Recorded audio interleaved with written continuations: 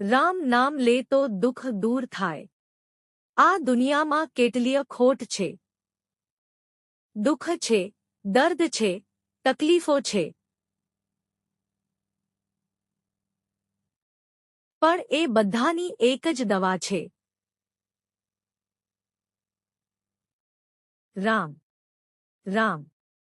જો દરેક ઘર રામ નામ લઈ લે તો એ ઘરમાં ઝઘડા નહીં રહે, દુઃખો ટકી નહીં શકે અને જીવ ભયથી મુક્ત બની જાય।